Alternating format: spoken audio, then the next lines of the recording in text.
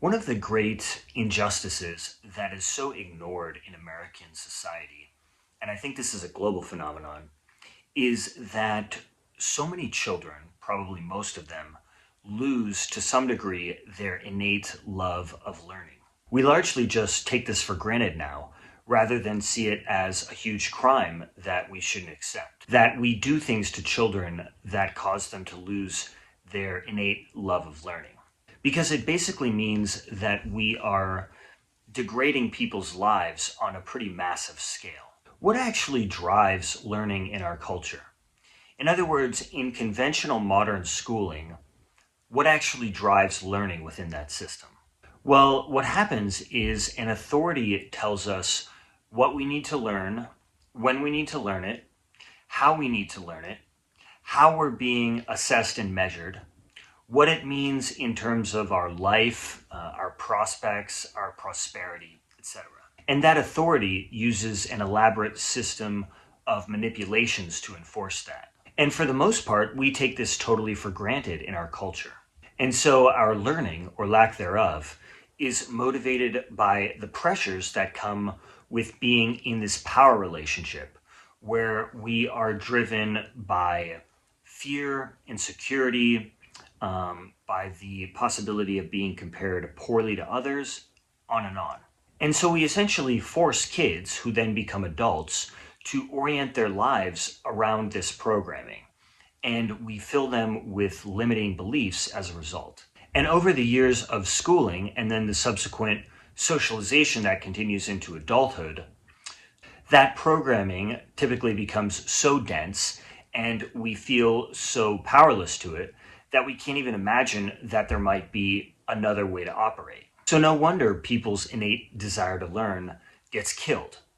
No wonder people would rather watch Netflix and vape rather than pursue passion and purpose, engage in more enriching relaxation, etc.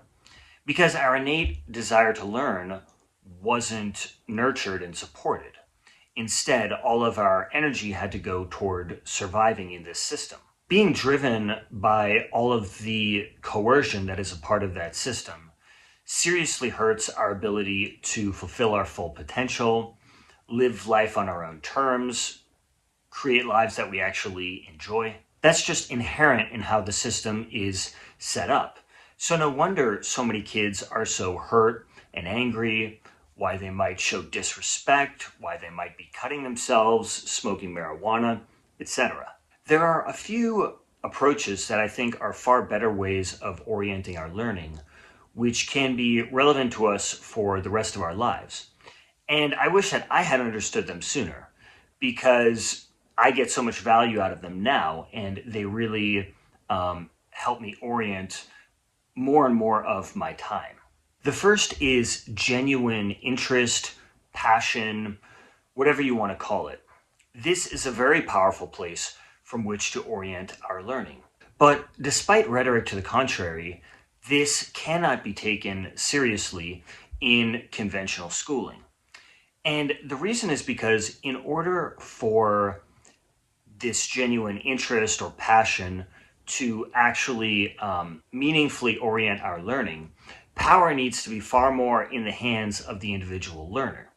You can't have all of this power retained within that system, which then controls and coerces the people within it.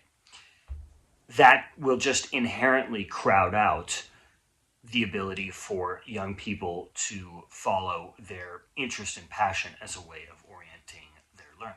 And when we follow our interest and passion, we are able to learn so much more, perform so much better, fulfill so much more of our own potential. It's like swimming downstream versus swimming upstream. We unleash so much more of our own power, and there's so much more momentum behind our learning because we're actually working with ourselves. We're working with our own inner compass, if you want to call it that. And this is a lot more effective when it comes to learning than basically fighting against ourselves and repressing ourselves, which is typically what we have to do in the conventional modern school system. Another great motivator of learning, I would characterize as connection to the real pressures of life. So, for example, it's kids observing adult life, seeing what adults are concerned with, and then using that to direct their own learning. So, for example, kids can see that adults are concerned with making a living, things like trying to be healthy, with achieving financial security, paying their taxes, relationships, um, trying to change the political and social system so that they like it more, etc. Conventional school obstructs our ability to observe real adult life and then orient our learning around it because school is radically segregated from the rest of society.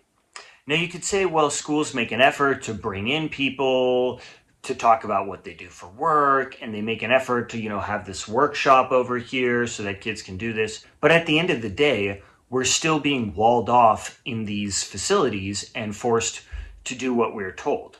We're not able to observe life and then decide what kind of directions we want to pursue. No, we have to obey the orders of that system.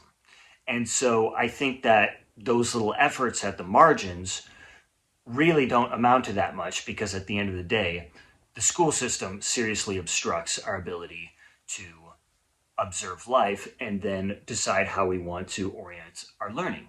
It's still kids following orders and trying to gain the approval of the adults so that they can avoid suffering that they may cause. It's interesting to me because people will often say, well, if kids didn't go to the conventional school system, then they wouldn't be able to fit into real life and they wouldn't be able to function or be successful adults.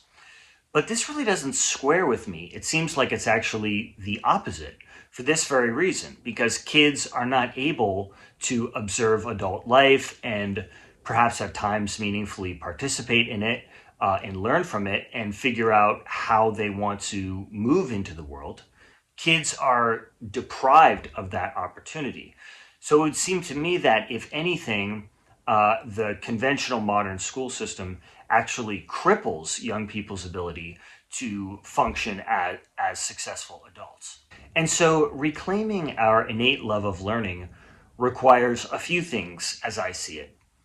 The first thing is to really start to notice all of the kind of limiting programming and you could say woundedness that we have acquired as a result of our childhood. And this is, of course, a really big project, and it's probably a lifelong project. But for me, the more I've done this, the more I just naturally want to learn things.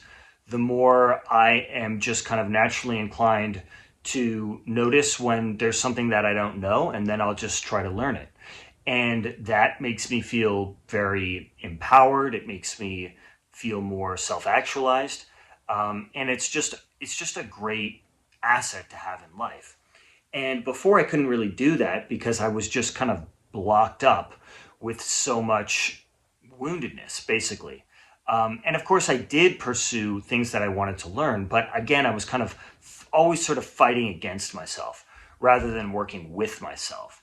And by being able to bring awareness to my woundedness and my conditioning, basically, I was able to kind of release a lot of it and really get rid of a lot of it. And that just kind of freed me up to naturally fulfill a lot more of my potential. The other main thing, which I would say is key for reclaiming our innate love of learning, is to get really good at listening to ourselves. Listening to all the different voices inside of us that might be guiding us in this direction or guiding us in that direction. These voices definitely get drowned out in schooling, often in our families of origin. I would say very often within our peer groups.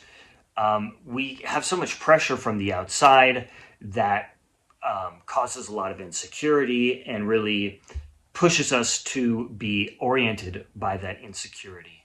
And so when we can listen to the voices inside of us that want us to expand, that want us to grow, that feel really good when we take action based on them.